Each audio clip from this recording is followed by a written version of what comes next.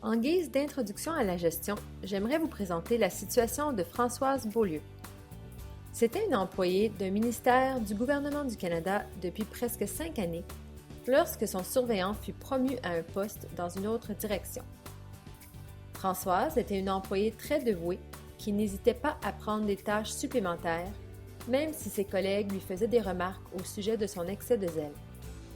Elle avait donc acquis, de cette façon, une connaissance générale des fonctions accomplies dans son unité de travail. En fait, les divers supérieurs s'adressaient souvent à elle lorsqu'ils avaient besoin de renseignements particuliers. Elle était devenue peu à peu l'employée de confiance de sa section. Il est donc apparu normal qu'elle soit considérée comme candidate au remplacement de son surveillant après son départ. Son supérieur l'encouragea fortement à poser sa candidature. Il fut très élogieux à son égard lors de l'entrevue de sélection. Françoise fut nommée comme surveillante. Au début, les gens semblaient satisfaits de cette nouvelle nomination. Par contre, au fur et à mesure que les semaines avançaient, les employés grognaient. Ils disaient que Françoise changeait d'idée souvent, qu'elle s'ingérait dans le travail de chacun, qu'elle acquiesçait aux demandes de tous les patrons sans en apprécier les conséquences.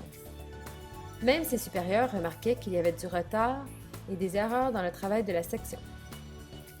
Quant à Françoise, elle se sentait surmenée à cause des nombreuses heures supplémentaires qu'elle devait faire pour que la section rencontre les exigences de rendement. Il lui semblait qu'elle devait tout faire elle-même. À son avis, elle était mal appuyée par ses anciens collègues et peu comprise par ses supérieurs qui n'en finissaient pas d'imposer de nouvelles demandes. Lorsque Françoise entendit parler d'un poste comme elle occupait auparavant au gouvernement municipal où elle résidait, elle fit la demande. Elle fut heureuse de soumettre sa démission du ministère lorsque le poste lui fut offert. Elle a donné comme raison de son départ que son nouvel emploi exigeait moins de déplacements. Elle passa sous silence le fait que le salaire serait moins élevé et que les chances d'avancement seraient presque nulles.